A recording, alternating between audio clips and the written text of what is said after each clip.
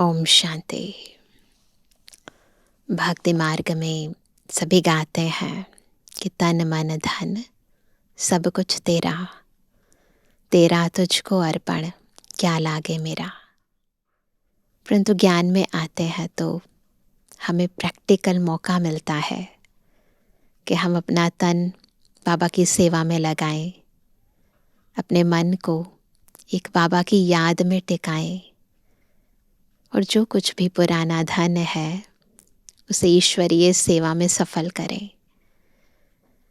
तो ये विशेष भाग्य केवल हम ब्राह्मण आत्माओं को मिलता है जब हम यथार्थ ब्रह्मा तन में आए हुए शिव बाबा को पहचान जाते हैं। तो ये जो सौभाग्य है इसे भी प्राप्त करने का ब्राह्मणों को जो भाग्य मिलता है वो भी नंबरवार ही मिलता है, क्योंकि हर एक मनुष्य आत्मा जो ब्राह्मण बनती है वो भी पूर्ण रीति बाबा जो है जैसा है वैसा उसे पहचान नहीं पाती, जिसके कारण आत्मा पूर्ण रीति पवित्र नहीं बन पाती। क्योंकि जितना आत्मा पावन बनती है उतना उस पवित्र बाबा की पवित्र श्रीमत को अपने जीवन में धारण कर पाती है और उस पर बलिहार जा पाती है। संपूर्ण समर्पण करने का सौभाग्य भी ब्राह्मण आत्माओं में कोटों में कोई को मिलता है। इसलिए बाबा की याद में रहकर खुद को पावन बनाना और पवित्र बनकर तन मन धन सहित सब कुछ न्योछावर करना और अपना जन्म जन्मांतर का भाग्य उदय करना, ये सौभाग्य हम ब्राह्मण आत्माओं में जिनको भी मिलता है उन्हें इस भाग्य से अपना और अधिक आने वाले भविष्य का भाग्य बनाने के लिए गहरा और तीव्र पुरुषार्थ करना चाहिए। आज की मुरली भी हमें त्याग से कैसे हमें भाग्य उदय करना है इस गुह्य रहस्य को बता रही है। सुनते हैं प्यारे बाबा के मधुर महावाक्य। आज है 6 तारीख 6 मई 2026। बाबा के महावाक्य हैं, मीठे बच्चे, जब तुम संपूर्ण पावन बनोगे तभी बाप तुम्हारी बलिहारी स्वीकार करेंगे। अपने दिल से पूछो हम कितना पावन बने हैं, तो जितना और उतना का हिसाब है। जितना पावन बनेंगे उतना बलिहार जाएंगे, जितना बलिहार जाएंगे उतना भाग्योदय होगा। प्रश्न है, तुम बच्चे अभी खुशी खुशी से बाप पर बलि चढ़ते हो, क्यों?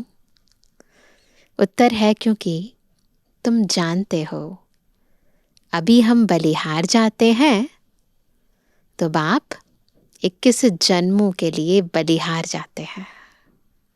बाबा भी ना सौदागर बहुत पक्का है, लेकिन अभी हमें बलिहार जाना है।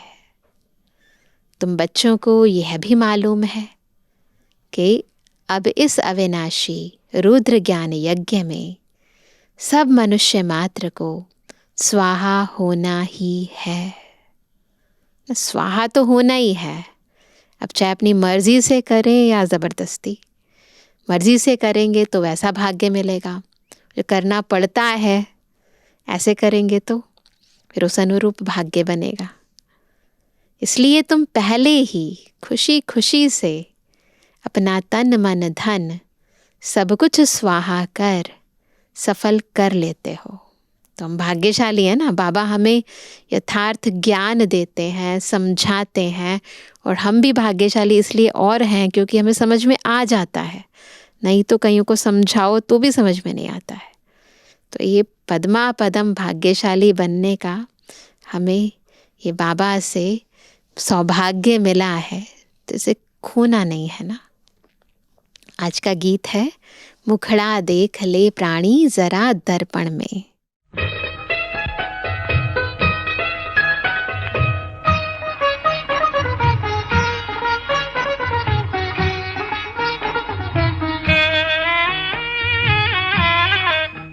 मुखड़ा देख ले प्राणी जरा दर्पण में हो, देख ले कितना पुण्य है कितना पाप तेरे जीवन में, देख ले दर्पण में मुखड़ा देख ले प्राणी जरा दर्पण में।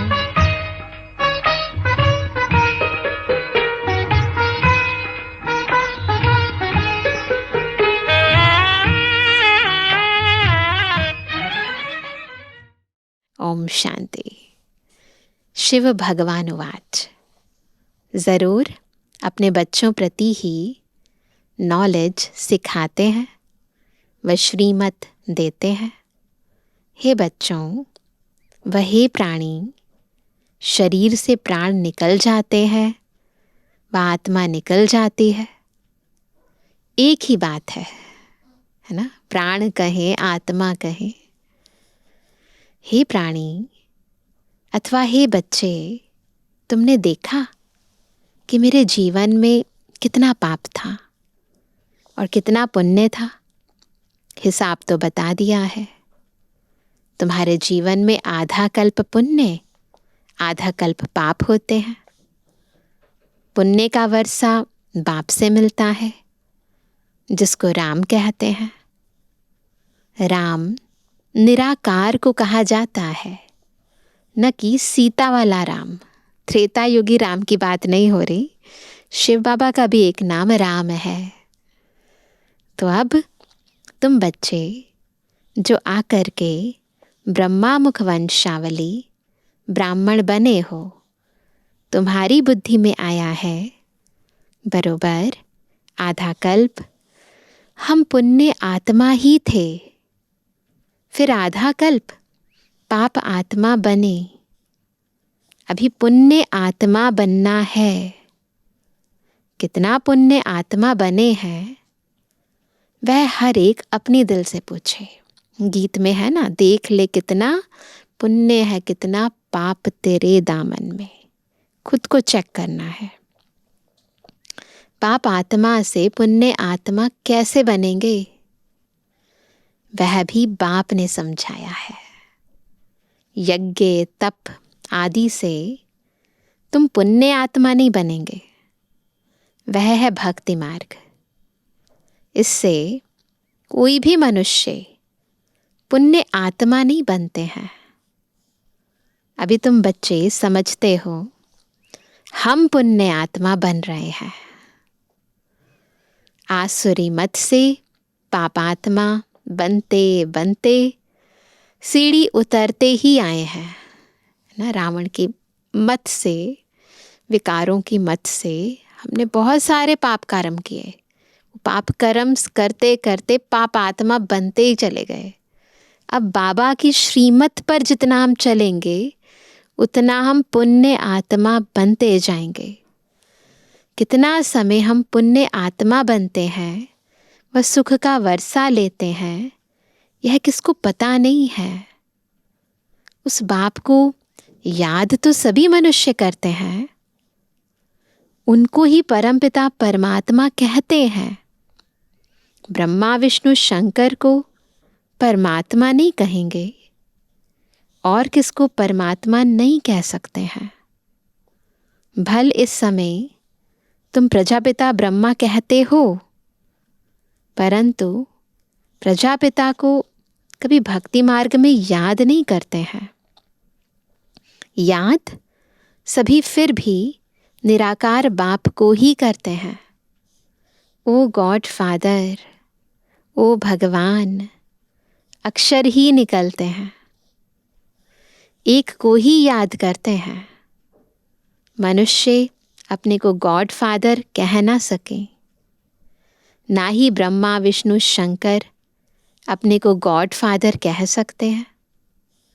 उनके शरीर का नाम तो है ना बाबा के शरीर का नाम नहीं है, वो तो एक आत्मा है, सदाशिव।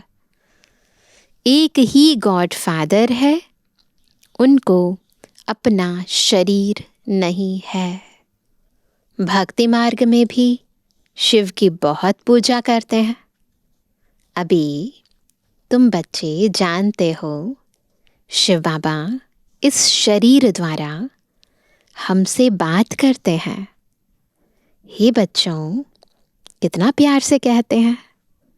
समझते हैं मैं सर्व का पतित पावन सदगति दाता हूँ। मनुष्य बाप की महिमा करते हैं ना, लेकिन उनको यह पता नहीं है कि 5000 वर्ष बाद आते हैं। जरूर जब कलयुग का अंत होगा तभी तो आएंगे कलयुग को सतयुग बनाने के लिए ना। अभी कलयुग का अंत है तो जरूर अब आया हुआ है। तुमको श्रीमत मिलती है। श्रीमत कोई श्री कृष्ण की नहीं है। श्री कृष्ण की आत्मा भी श्रीमत से सुदेवता बनी थी। फिर 84 जन्म लेते अब तुम आसुरी मत के बने हो, है ना। 84 जन्म लेते लेते अब तुम आसुरी मत के बने हो। बाप कहते हैं मैं आता ही तब हूँ जब तुम्हारा चक्र पूरा होता है। यही टाइम है बाबा के आने का। तुम जो शुरू में आए थे अब जड़जड़ी भूत अवस्था में हो। झाड़ पुराना जड़जड़ी भूत होता है तो सारा झाड़ ऐसा हो जाता है ना। कोई भी वृक्ष भी पुराना हो जाता है, जड़जड़ी भूत अवस्था को होता है तो बिल्कुल खराब हो जाता है ना।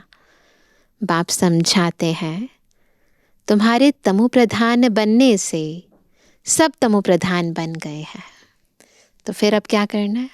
हमारे सतु प्रधान बनने से सब सतु प्रधान भी तो बन जाएंगे ना। यह मनुष्य सृष्टि का वैरायटी धर्मों का झाड़ है। इसको उल्टा झाड़ कहते हैं। इसका बीज ऊपर में है, उस बीज से ही सारा झाड़ निकलता है।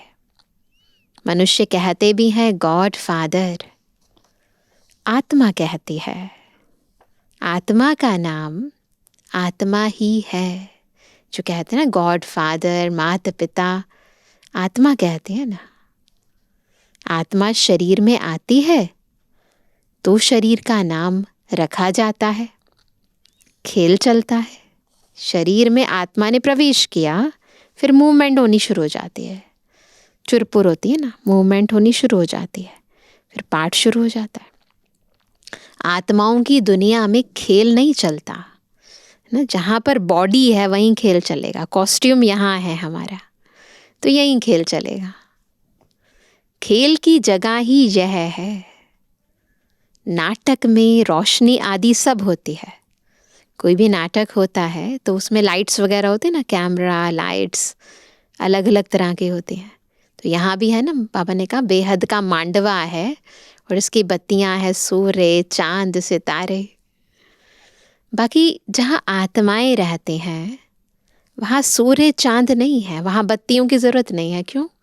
वहाँ पर कुछ एक्ट नहीं करनी है ना। ड्रामा का खेल नहीं चलता है।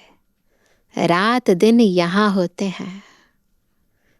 सूक्ष्म वतन व मूल वतन में रात दिन नहीं होते। कर्म क्षेत्र यह है। इसमें मनुष्य अच्छे कर्म भी करते हैं।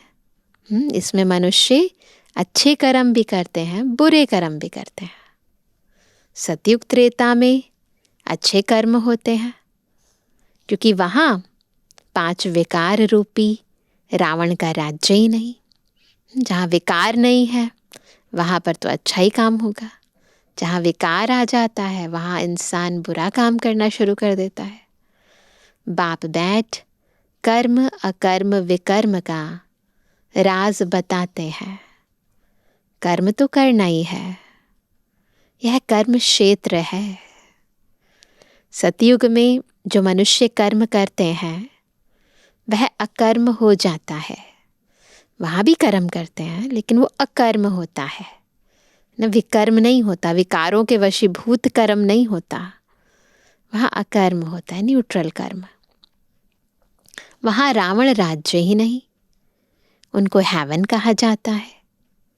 इस समय हेवन है नहीं। सतयुग में एक ही भारत था और कोई खंड नहीं था।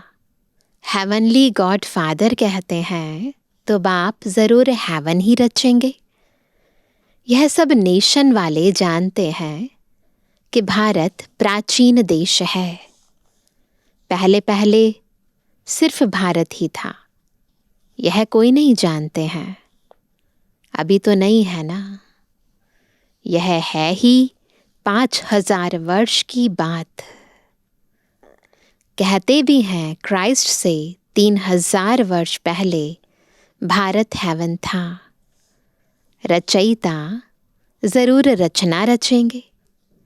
तमो प्रधान बुद्धि होने कारण इतना भी नहीं समझते।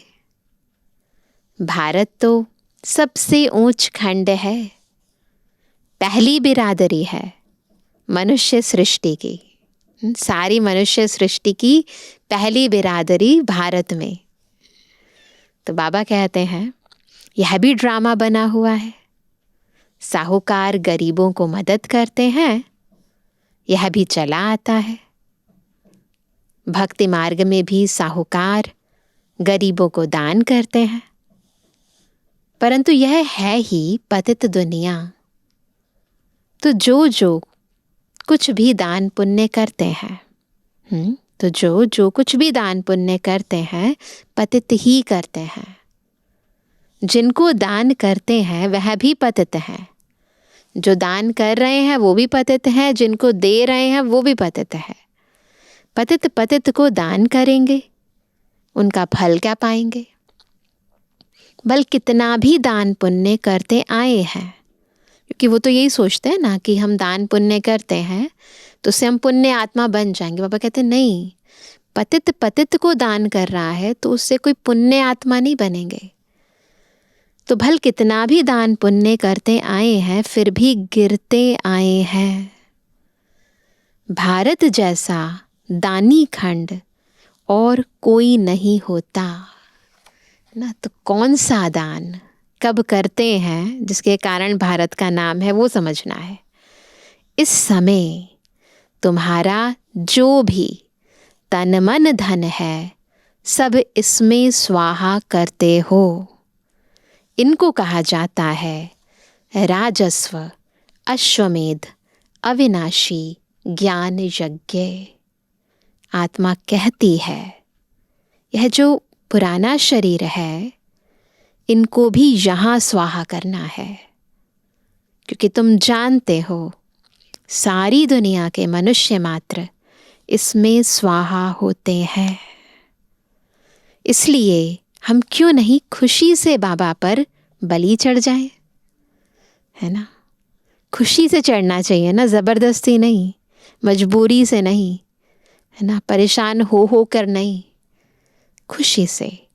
आत्मा जानती है हम बाप को याद करते हैं, कहते भी आए हैं बाबा आप जब आएंगे तो हम बलिहार जाएंगे, क्योंकि अब हमारे बलिहार जाने से आप फिर 21 जन्म के लिए बलिहार जाएंगे।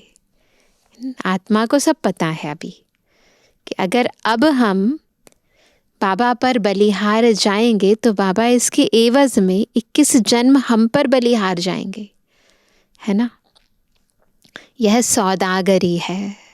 फ़ायदा किसको है? हमको ही है ना। कितना भोला भंडारी है ना। हम क्या देते हैं और वो हमें क्या देता है। तो बाबा कहते हैं हम आप पर बलिहार जाते हैं तो आप भी तो 21 बार बलिहार जाते हैं। बाप कहते हैं जब तक तुम्हारी आत्मा पवित्र नहीं बनी है तब तक हम बलिहारी स्वीकार नहीं करते हैं। बाबा कब स्वीकार करते हैं? जब आत्मा प्योर बनती है। बाप कहते हैं माँ में कम याद करो तो आत्मा प्योर बन जाएगी। प्योर बनने के लिए क्या करना है? याद करना है। बाप को भूलने से तुम कितने पतित दुखी हुए हो। मनुष्य दुखी होते हैं तो फिर शरणागति लेते हैं। अभी तुम 63 जन्म रावण से बहुत दुखी हुए हो तो फिर बाबा की शरण में आए हैं ना। एक सीता की बात नहीं, एक सीता की बात नहीं है। हम सब आत्माएं जितनी भी है ना, सब सीताएं हैं। जो भी मनुष्य मात्र हैं, रामायण में तो कहानी लिख दी है, वो तो स्टोरी है। सीता को रावण ने शोक वाटिका में डाला। वो तो अशोक वाटिका कहते, बाबा कहते एक्चुअली में अशोक नहीं है, शोक वाटिका में डाला। वास्तव में बात सारी इस समय की है। सभी रावण अर्थात 5 विकारों की जेल में है ना। इसलिए दुखी हो पुकारते हैं, हमको इनसे छुड़ाओ। एक की बात नहीं, एक सीता की बात नहीं है। बाप समझाते हैं सारी दुनिया रावण की जेल में है, एक की बात नहीं है। रावण राज्य है ना, कहते भी हैं राम राज्य चाहिए। गांधी ने भी कहा, सन्यासी कभी ऐसे नहीं कहेंगे कि राम राज्य चाहिए, नहीं, वो तो नहीं कहेंगे कभी। भारतवासी ही कहेंगे। इस समय आदि सनातन देवी देवता धर्म है नहीं, और ब्रांचेस हैं, सतयुग था, एक ही आदि सनातन देवी देवता धर्म था। अभी वह नाम ही बदला हुआ है। अपने धर्म को भूल फिर और धर्म में कन्वर्ट होते जाते हैं। मुसलमान आए, कितने हिंदुओं को अपने धर्म में कन्वर्ट कर लिया। क्रिश्चियन धर्म में भी बहुत कन्वर्ट हुए हैं। इसलिए भारतवासियों की जनसंख्या कम हो गई है, कन्वर्ट हो गए हैं ना। नहीं तो भारतवासियों की जनसंख्या सबसे जास्ती होनी चाहिए। अनेक धर्मों में कन्वर्ट हो गए हैं। बाप कहते हैं तुम्हारा जो आदि सनातन देवी देवता धर्म है वह सबसे ऊंच है। सतु प्रधान थे, अब वही बदल कर फिर तमो प्रधान बने हैं। अब तुम बच्चे समझते हो, ज्ञान सागर पतित पावन जिसको बुलाते हैं वही सम्मुख पढ़ा रहे हैं। कौन पढ़ा रहे हैं? वही जिसे हम पतित पावन कहते हैं, ज्ञान का सागर कहते हैं, वही हमें पढ़ा रहे हैं। वह ज्ञान का सागर, प्रेम का सागर है। क्राइस्ट की ऐसी महिमा नहीं करेंगे, है ना। और किसी भी, क्राइस्ट ही नहीं, किसी भी धर्म पिता की, किसी भी महान आत्मा की, किसी भी देवात्मा की ऐसी महिमा नहीं है क्या कि ज्ञान का सागर, पतित पावन, दुख हरता, सुख करता। तो क्राइस्ट की ऐसी महिमा नहीं करेंगे। श्री कृष्ण को ज्ञान का सागर, पतित पावन नहीं कहा जाता है। सागर एक होता है, स्रोत जो है सब चीज़ों का वो एक है ना, वो बाबा है। चारों तरफ ऑल राउंड सागर ही सागर है। वैसे भी धरती पर 70%, 70% पानी है। अभी तो बाद में सुखा कर और खंड बन गए हैं, परंतु जो स्टार्टिंग की दुनिया है उसके अंदर 70% वाटर, 70% पानी है। तो समझेंगे जैसे जल पर ही है ना, धरती की सतह बनी हुई है, जल पर ही है हम जैसे। तो बाबा कहते हैं जैसे ऑल राउंड सागर ही सागर है। 2 सागर नहीं होते हैं, ये जो अलग अलग सागर बना दिए हैं खंडों के कारण, ऐसे कोई 2 सागर 3 सागर ये सब नहीं होते हैं। तो बाबा कहते हैं ये सागर अलग अलग नहीं है, एक ही है वो। यह मनुष्य सृष्टि का नाटक है, इसमें सबका अलग अलग पार्ट है। बाप कहते हैं मेरा कर्तव्य सबसे अलग है। सारी आत्माओं का अलग अलग पार्ट, लेकिन उनका पार्ट अलग, परंतु परमपिता परमात्मा का सबसे अलग। मैं ज्ञान का सागर हूँ, इसीलिए सबसे अलग पाठ है। मुझे ही तुम पुकारते हो हे पतित पावन, फिर कहते हो लिबरेटर। पतित पावन भी है, फिर लिबरेट भी करते हैं। लिबरेट किससे करते हैं, किससे मुक्त करते हैं, यह भी कोई नहीं जानते। तुम जानते हो। हम सतयुग त्रेता में बहुत सुखी थे, उसको स्वर्ग कहा जाता है। अभी तो है ही नर्क, इसलिए पुकारते हैं दुख से लिबरेट कर सुख धाम में चलो। तो लिबरेटर क्यों कहते हैं, क्योंकि कहते हैं दुख से लिबरेट करो और सुख में ले चलो। दुख हरता सुख करता। तो ये समझना है, सन्यासी कभी नहीं कहेंगे कि फलाना स्वर्गवासी हुआ, ऐसे नहीं कहेंगे। वह फिर कहते हैं पार निर्वाण गया, है ना। जो प्रवृत्ति मार्ग वाले हैं वो कहते हैं स्वर्गवासी हुआ, और जो निवृत्ति वाले हैं वो कहते हैं निर्वाण गया। विलायत में भी कहते हैं लेफ्ट फॉर हेवनली अबॉर्ड।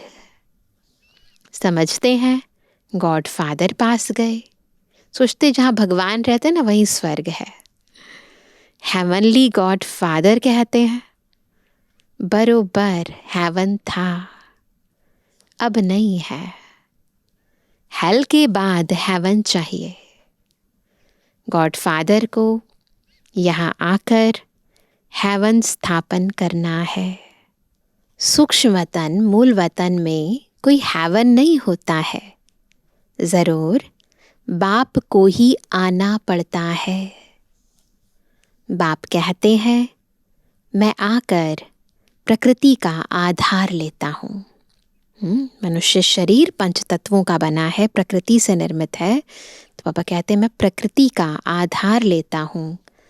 मेरा जन्म मनुष्यों मुआफिक नहीं है, मैं गर्भ में नहीं आता हूँ। तुम सभी गर्भ में आते हो। सतयुग में गर्भ महल होता है, क्योंकि वहाँ कोई विकर्म होता नहीं जो सजा भोगे, इसलिए उसको गर्भ महल कहा जाता है। आत्मा आराम से रहती है वहाँ। यहाँ विकर्म करते जिसकी सजा भोगनी पड़ती है, इसलिए यहाँ गर्भ जेल है, इसलिए गर्भ जेल कहा जाता है। यहाँ रावण राज्य में मनुष्य पाप करते रहते हैं। जब पाप करते रहेंगे तो फिर सजा भी भोगते रहेंगे। यह है ही पाप आत्माओं की दुनिया। वह है कंट्रास्ट, क्या? पुण्य आत्माओं की दुनिया, स्वर्ग। इसलिए कहते हैं, उसके लिए शास्त्रों में क्या कहते हैं? पीपल के पत्ते पर श्री कृष्ण आया ना। यह श्री कृष्ण की महिमा दिखाते हैं। वो आत्मा कैसी थी, कितनी पावन थी। सतयुग में गर्भ में दुख नहीं होता है ना, बिल्कुल आराम से आत्मा रहती है। बाप कर्म अकर्म विकर्म की गति समझाते हैं, जिसका फिर शास्त्र गीता बनाया है। परंतु उसमें शिव भगवानुवाच के बदले श्री कृष्ण का नाम डाल दिया है। अब तुम जानते हो, हम बेहद के बाप से बेहद सुख का वर्षा लेते हैं। अभी भारत रावण से श्रापित है, इसलिए दुर्गति हो गई है। क्यों दुर्गति हुई? रावण के श्राप से। यह बड़ा श्राप भी ड्रामा में नोंधा हुआ है। बाप आकर वर देते हैं, आयुष्वान भव, पुत्रवान भव, संपत्तिवान भव। सभी सुख का वर्षा देते हैं। शास्त्रों में तो ऐसी ऐसी कहानियाँ बनाई है ना, किसी ने कुछ गलत काम किया, फिर इस देवता ने उन्हें श्राप दे दिया, फिर मृत्यु लोक में चले गए, सजाएं खाई, फिर उन्होंने तपस्या करी, फिर भगवान ने वरदान दे दिया। तो वो तो अलग अलग स्टोरीज के माध्यम से बताया, परंतु एक्चुअली में रावण ने सबको श्रापित किया है ना। तो ये विकारों का जो श्राप लगा है उससे आत्मा गिरी है, और अब हमें तपस्या करके, तन मन धन त्याग करके, बलिहार जाके बाबा से फिर से वरदान लेना है। तो बाबा कहते तुमको आकर पढ़ाते हैं, जिस पढ़ाई से तुम देवता बनते हो। बाबा क्या क्या करते हैं? वरदान देते हैं, सुख का वर्षा देते हैं, पढ़ाते हैं, पढ़ाई से हम देवता बन जाते हैं। यह नई रचना हो रही है। ब्रह्मा द्वारा तुमको बाप अपना बनाते हैं। गाया भी जाता है प्रजापिता ब्रह्मा। तुम उनके बच्चे ब्रह्मा कुमार कुमारियां बने हो। दादे से वर्षा बाप द्वारा लेते हो। आगे भी लिया था, अब फिर बाप आया है।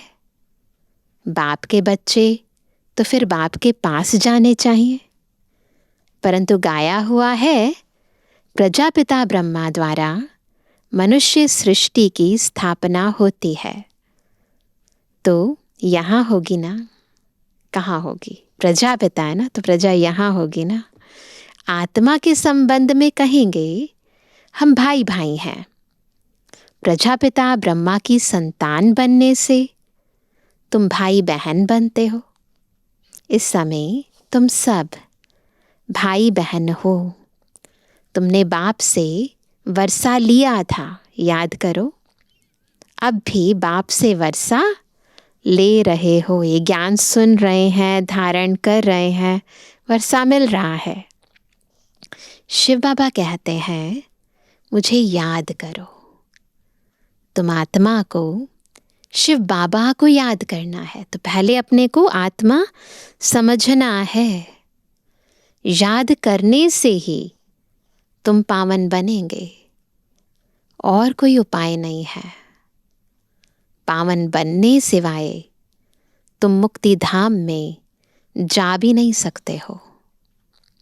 जीवन मुक्ति धाम में पहले पहले आदि सनातन देवी देवता धर्म था, फिर नंबरवार और धर्म आए। बाप अंत में आकर, पहले आदि सनातन देवी देवता धर्म, फिर और धर्म, फिर बाबा अंत में आकर सबको दुखों से मुक्त करते हैं। उनको कहा भी जाता है लिबरेटर। बाप कहते हैं तुम सिर्फ मुझे याद करो तो तुम्हारे पाप भस्म हो जाएंगे। बुलाते भी हो, बाबा आओ हमको पतित से पावन बनाओ। टीचर तो पढ़ाते हैं, इसमें चरित्र करते हैं क्या? पढ़ाते हैं, कोई चरित्र नहीं करते हैं। वो जैसे दिखाते हैं ना कृष्ण के चरित्र, यह भी पढ़ाई है। बाप ज्ञान का सागर ही आकर ज्ञान देते हैं। अच्छा मीठे मीठे के जवानी बच्चों पे जुबानी बाप दादा का दिल जान सको प्रेम से नंबरवार प्रसाद अंसार याद का। रूहानी बच्चों की रूहानी बाप दादा को गुड मॉर्निंग, नमस्ते नमस्ते नमस्ते। धारणा के लिए मुख्य सार। पहला, कर्म, अकर्म और विकर्म की गति को जान। अब कोई विकर्म नहीं करना है। कर्म क्षेत्र पर कर्म करते हुए विकारों का त्याग करना ही विकर्म से बचना है। दूसरा, ऐसा पावन बनना है जो हमारी बलिहारी बाप स्वीकार कर ले। पावन बनकर पावन दुनिया में जाना है। तन मन धन इस यज्ञ में स्वाहा कर सफल करना है। आज का वरदान है नॉलेज की लाइट माइट द्वारा विघ्न विनाशक बनने वाले मास्टर नॉलेजफुल भव। कौन है मास्टर नॉलेजफुल? जो नॉलेज की लाइट माइट से विघ्नों का विनाश कर दें, है ना। भक्ति मार्ग में गणेश को विघ्न विनाशक कहकर पूजते हैं, साथ साथ उन्हें मास्टर नॉलेजफुल अर्थात विद्यापति भी मानते हैं। तो जो बच्चे मास्टर नॉलेजफुल बनते हैं वे कभी विघ्नों से हार नहीं खा सकते, क्योंकि नॉलेज को लाइट माइट कहा जाता है, जिससे मंजिल पर पहुंचना सहज हो जाता है। ऐसे जो विघ्न विनाशक हैं, बाप के साथ सदा कंबाइंड रहते हुए नॉलेज का सिमरण करते रहते हैं, वे कभी विघ्न हार नहीं बन सकते, है ना। ऐसी आत्माएं जिनकी बुद्धि में ज्ञान धारण है, जो एक बाप दूसरा ना कोई स्थिति में टिके रहते हैं, विद्यापति हैं, त्रिकालदर्शी हैं, त्रिनेत्री हैं, तो ऐसी आत्माएं कभी भी विघ्नों से हार नहीं सकती। तो वह कभी विघ्न हार नहीं बन सकते। आज का स्लोगन है, अंदर बाहर जो भी बुराइयां हैं उन्हें संपूर्ण विल कर दो, बाबा को दे दो, तो विल पावर आ जाएगी। आज का अव्यक्त इशारा, सदा अचल अडोल एक रस स्थिति का अनुभव करो। अभी अनुभवी बन औरों को भी अचल अडोल बनाने का, अनुभव कराने का समय है। अभी खेल करने का समय समाप्त हुआ। अब सदा समर्थ बन निर्बल आत्माओं को समर्थ बनाते चलो। आप लोगों में निर्बलता के संस्कार होंगे तो दूसरों को भी निर्बल बना देंगे। ज्ञान की हर पॉइंट का अनुभवी बनने के लिए एकांत प्रिय बनो, एकाग्रता का अभ्यास बढ़ाओ। एकांत प्रिय बनना है, एकाग्रचित रहना है और ज्ञान की हर पॉइंट का अनुभवी बनना है। अच्छा, ओम शांति।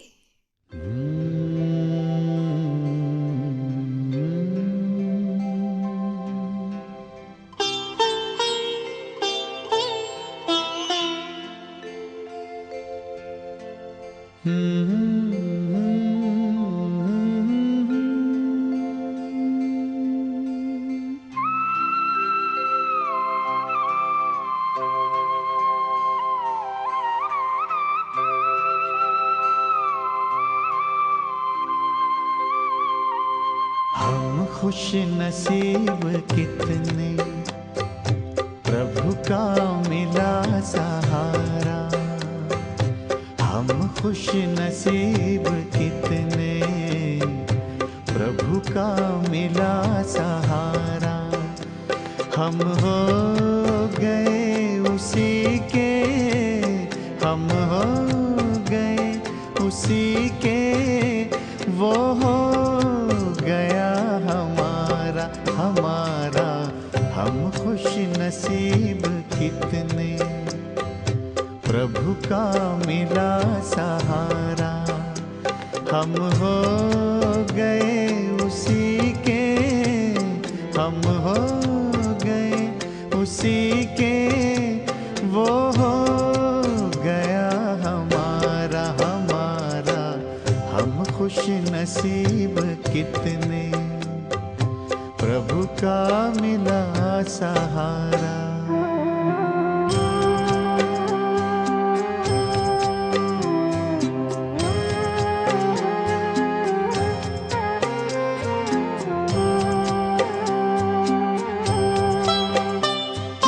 हर रोज वो सवेरे आकर हमें जगाता। मेरे लाडलो उठो कहे,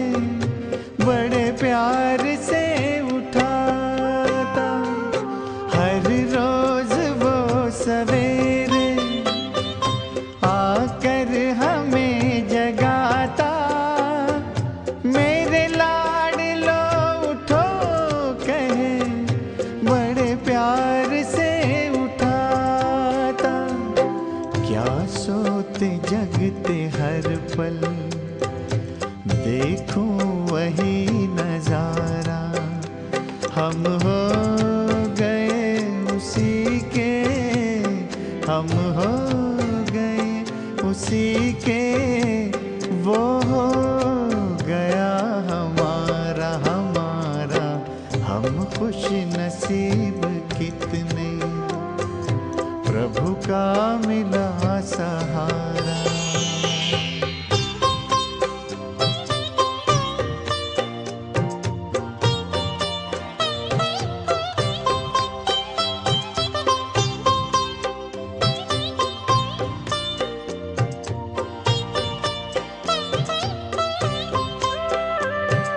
सद्ज्ञान के लुटाए हम पर वो हीरे मोती, मेरी ही एक की क्या जग की जगाए ज्योति।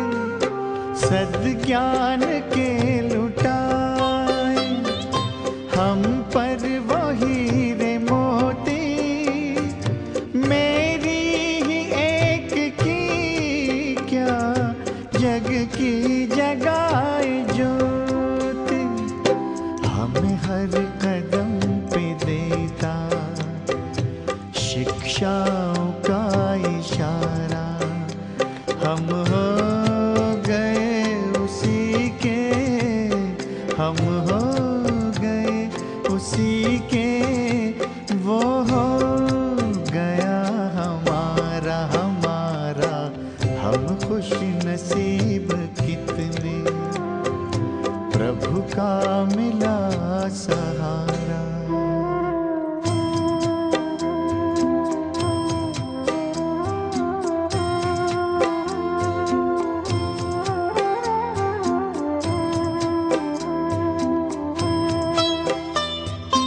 नजरों से तूने मेरी तस्वीर है सजाई, जन्मों जन्म की सुंदर तकदीर है बनाई। नजरों से तूने मेरी तस्वीर है सजाई, जन्मों जन्म की सुंदर तकदीर है बनाई। आंगन में मन के मेरे जन्नत को है उतारा। हम हो गए उसी के, हम हो गए उसी के, वो हो गया हमारा हमारा। हम खुश नसीब कितने, प्रभु का मिला सहारा। हम हो गए उसी के, हम हो गए उसी के, वो हो गया हमारा हमारा। हम खुश नसीब कितने, प्रभु का मिला सहारा। हम खुश नसीब कितने, प्रभु का मिला